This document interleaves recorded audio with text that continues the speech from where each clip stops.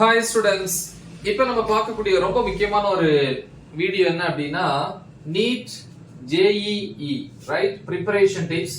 So important tips for self study இல்லையா? Self study தானா வீட்டில் உட்காந்து மெட்டீரியலை வச்சு ப்ரிப்பேர் பண்ணக்கூடிய ஸ்டூடெண்ட்ஸ் நிறைய பேர் இருக்கீங்க. அதே மாதிரி சென்டர்ல போய் படிக்கக்கூடிய ஸ்டூடெண்ட்ஸும் நிறைய பேர் இருக்கீங்க. ஓகேவா? ஸோ இது நீட் எக்ஸாம், அதே மாதிரி ஜேஇ எக்ஸாம், ஓகே, ஜேடபிள்யூன்னு சொல்லுவோம் இல்லையா? ஸோ இந்த எக்ஸாமுக்கு ப்ரிப்பேர் பண்ணணும் அப்படின்னா அந்த எக்ஸாம் பக்காவா அப்பியர் ஆகணும், பாஸ் பண்ணணும், நல்ல மார்க்ஸ் ஸ்கோர் பண்ணணும் அப்படின்னா கண்டிப்பா நான் சொல்லக்கூடிய விஷயத்த நீங்க ஃபாலோ பண்ணி ஆகணும், ரைட்? ஸோ என்னென்ன அப்படின்னு பாத்தீங்கன்னா ஃபர்ஸ்ட் மெயினா பிளானிங் அண்ட் ஆர்கனைசேஷன் என்னங்கிறத தமிழ்ல எக்ஸ்பிளைன் பண்ணுவேன். ரெண்டாவது எஃபெக்டிவ் ஸ்டடி டெக்னிக்ஸ். மூணாவது பாத்தீங்கன்னா டைம் மேனேஜ்மெண்ட் அண்ட் ஃபோக்கஸ். நாலாவது லாஸ்ட் மினிட் ப்ரிப்பரேஷன். ஸோ இது ரொம்ப ரொம்ப முக்கியம் கடைசியா. எனிவே ஃபர்ஸ்ட் ஒன் பை என்ன பார்ப்போம். ஃபர்ஸ்ட் என்னது? Planning and organisation. Okay, organise பண்ணி கொண்டு போறது, அதே மாதிரி பிளானிங். ஸோ அதுல பாத்தீங்கன்னா நிறைய விஷயம் இருக்கு. ஒன்னு, கிரியேட் எ ஸ்டடி ஷெட்யூல். நல்ல ஒரு டைம் டேபிள நம்ம என்ன பண்ணணும் அப்படின்னா ஃபர்ஸ்ட் கிரியேட் பண்ணணும்.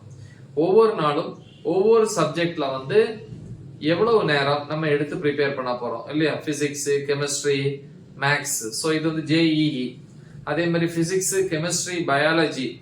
ஸோ இது நமக்கு நீட்டுக்கு வரக்கூடியது இல்ல பியூர் சயின்ஸ் ஸ்டூடெண்ட்ஸ்னா அந்த மாதிரி. ஓகே, ஸோ அப்போ ஃபர்ஸ்ட் நம்ம ஒரு டைம் டேபிள கிரியேட் பண்ணணும்.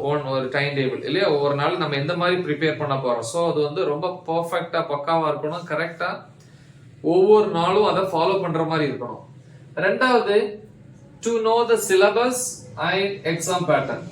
ஸோ நம்ம சிலபஸ் என்ன, எக்ஸாக்ட் சிலபஸ் இல்லையா? ஸோ இந்த நீட் எக்ஸாம், ஜேஇ எக்ஸாமுக்கான கரெக்டான ப்ராப்பர் இப்ப நியூ சிலபஸ் என்னன்னு தெரிஞ்சுக்கணும்.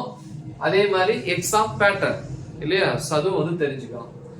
மூணாவது prioritize டாபிக்ஸ். priority இல்லையா? சோ அதாவது ரொம்ப முக்கியமான டாபிக்ஸ் சொல்லுவோம். அதான் கான்செப்ட்ஸ் பேஸ்ட் டாபிக்ஸ்.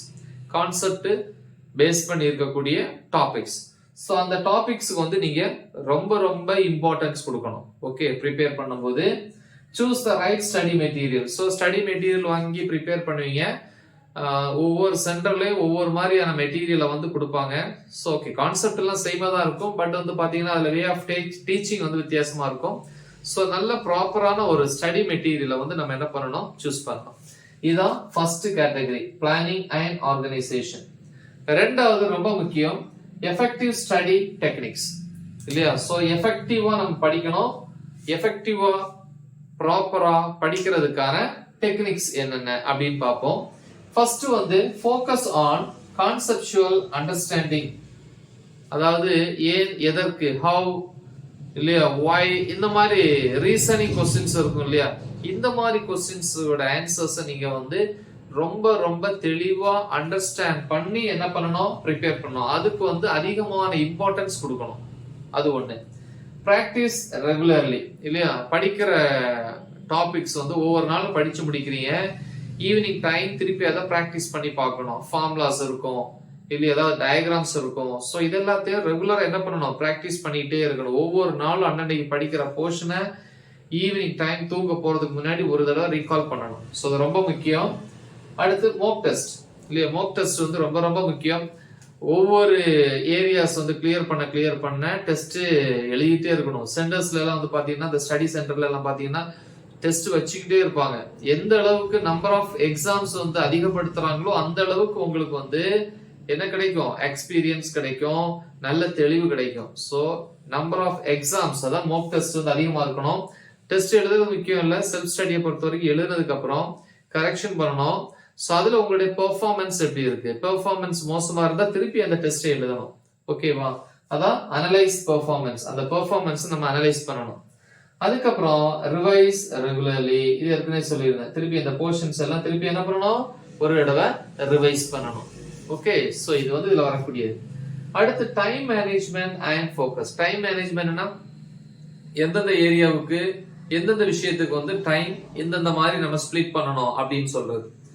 இப்போ மேனேஜ் டைம் எஃபெக்டிவ்லி. இப்போ வந்து ஒரு சப்ஜெக்ட்டுக்கு வந்து காலையில ஒரு 1.5 hours கொடுக்குறீங்க, பிசிக்ஸுக்கு ஒரு 1.5 hours, கெமிஸ்ட்ரிக்கு ஒரு 1.5 hours கொடுக்குறீங்கன்னா அந்த டைமை கரெக்டா மெயின்டைன் பண்ணணும். 1.5 ஹவர்ஸ்னா 1.5 ஹவர்ஸ்ல கம்ப்ளீட் பண்ணணும்.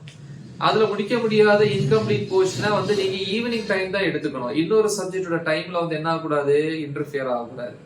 ஓகேவா? அந்த பிளான் பெர்ஃபெக்ட்டா என்ன பண்ணணும், எக்ஸிக்யூட் பண்ணணும். அதுக்கு தகுந்த மாதிரி நீங்க டைம் டேபிள வந்து கிரியேட் பண்ணணும். அதான் மேனேஜ் டைம் எஃபெக்டிவ்லி. டைமை வந்து எஃபெக்டிவா மேனேஜ் பண்ணணும். Avoid distractions. இப்போ உட்கார்ந்து படிக்கக்கூடிய இடம் ரொம்ப அமைதியா நல்ல ஒரு அட்மாஸ்பியர்ல இருக்கணும். ஓகேவா? சில காத்தோட்டமா ரொம்ப தூரத்துல வந்து மரத்தடியில உட்கார்ந்து படிப்பாங்க. மொபைல் போன்ஸ் பக்கத்துல இருக்கக்கூடாது. டிவி, அதே மாதிரி வேற எந்த சவுண்டும் உங்களை என்ன பண்ணக்கூடாது, டிஸ்ட்ராக்ட் பண்ணக்கூடாது. உங்களோட மனசுடைய கவனத்தை திசை திருப்ப கூடாது. அந்த மாதிரி வந்து டிஸ்ட்ராக்ஷன்ஸ் இருந்துச்சுன்னா என்ன பண்ணணும், அதை அவாய்ட் பண்ணணும். அதை தள்ளி வேற ஏதாவது ஒரு இடத்துல நல்ல ஒரு இடத்துல உட்கார்ந்து ப்ரிப்பேர் பண்ணுங்க. Stay focused. அதாவது ஒரு டாபிக்கை ரீட் பண்ணிட்டே இருப்பீங்க, ரொம்ப கன்ஃபியூஸ்டா இருக்கும், சரி அதை தூக்கி போட்டுட்டு இன்னொன்னு பார்ப்பீங்க. அப்படி பார்க்க கூடாது. அந்த ஃபோக்கஸ் அப்படியே இருக்கணும். ஓகே, சோ அதை முடிச்சிட்டு தான் நீ அடுத்த ஏரியாஸ்க்கு என்ன பண்ணணும், டிராவல் பண்ணணும். ஓகேவா? சோ அது வந்து ரொம்ப முக்கியம். Get enough sleep. நல்லா தூங்குங்க. நைட்டு வந்து ஒரு 11 o'clock, ஓகே 11 o'clock தூங்கினா போதும். காலைல ஒரு 5 o'clock எந்திரிக்க. மினிமம் ஒரு 6 hours ஆவது என்ன பண்ணணும், நீங்க கண்டிப்பா தூங்கணும். ஓகே, அடுத்து வந்து லாஸ்ட் மினிட் ப்ரிப்பரேஷன். கடைசி எக்ஸாமுக்கு ஒரு 2-3 days அல்லது அந்த 1 week முன்னாடி வந்து அந்த 1 week டைம் இருக்கும் போது நம்ம என்னென்ன ப்ரிப்பரேஷன் இருக்கணும், எக்காரணத்தை கொண்டு அந்த நேரத்துல புதுசா எந்த டாபிக்ஸும் உள்ள நம்ம எடுக்க கூடாது. ஏற்கனவே நிறைய ப்ரிப்பேர் பண்ணி வச்சிருப்பீங்க இல்லையா, அதை எல்லாத்தையும் தான் நீங்க ரிவைஸ் பண்ணணும். குழம்பிடக்கூடாது. அதான் பாருங்க, don't attempt new topics. New topics வந்து எக்காரணத்தை கொண்டும், புதுசான டாபிக்ஸ் எக்காரணத்தை கொண்டு என்ன பண்ணக்கூடாது, நீங்க எடுத்து ப்ரிப்பேர் பண்ணக்கூடாது லாஸ்ட் மினிட். ஓகே, ரெண்டாவது ஸ்டே காம் அண்ட் கான்ஃபிடென்ட். ரொம்ப காமா இருக்கணும், அமைதியா இருக்கணும், டென்ஷன் ஆகக்கூடாது, எல்லாம் மறந்துடும் சொல்லுவாங்க. கான்ஃபிடென்ட், நம்பிக்கையோட இருக்கணும். நம்ம இந்த எக்ஸாம்ஸ்ல வந்து கண்டிப்பா வின் பண்ணுவோம், சக்சஸ் ஆகும் அப்படிங்கிற நம்பிக்கை இருக்கணும். மூணாவது வந்து பாத்தீங்கன்னா eat a healthy diet இல்லையா, ஃபுட் வந்து ப்ராப்பரா எடுத்துக்கணும். சும்மா எல்லாத்தையும் சாப்பிட்டுட்டே இருக்க கூடாது. கரெக்டான எக்ஸாம்ஸுக்கு நீங்க வந்து ரெடி ஆயிட்டு இருக்கீங்க, ஸ்டொமக் அப்செட் ஆகக்கூடாது, வேற எந்த இஷ்யூஸும் வரக்கூடாது. அதனால டயட் வந்து கரெக்டா இருக்கணும். கரெக்டான ஃபுட்டை வந்து நீங்க எடுத்துக்கணும். ஃப்ரூட்ஸ் அதிகமா எடுத்துக்கலாம். ஓகே, அதே மாதிரி வாட்டர் வந்து அதிகமா நம்ம என்ன பண்ணணும், எடுத்துக்கணும்.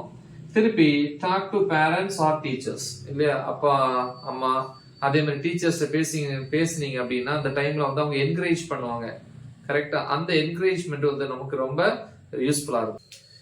இவ்வளவு விஷயங்களை வந்து எந்த ஒரு ஸ்டூடெண்ட் வந்து கரெக்டா ஃபோக்கஸ் பண்றாங்களோ அவங்க கண்டிப்பா வந்து இந்த எக்ஸாம்ஸ்ல என்ன பண்ணுவாங்க, ஜெயிப்பாங்க, நல்ல மார்க்ஸ் ஸ்கோர் பண்ணுவாங்க. நல்ல ஒரு இன்ஜினியரிங் காலேஜா இருக்கட்டும், நல்ல ஒரு மெடிக்கல் காலேஜா இருக்கட்டும், கண்டிப்பா கேம்பஸ் இன்டர்வியூல வந்து செலக்ட் ஆயிருவாங்க. ரைட்? ஸோ எல்லாருமே வந்து இந்த எக்ஸாம்ஸ் எழுதி கேம்பஸ் இன்டர்வியூல செலக்ட் ஆகணும், கட் ஆஃப்ல வரணும் அப்படின்னு என்ன பண்றேன், உங்களை வந்து விஷ் பண்றேன். All the best. தேங்க்யூ.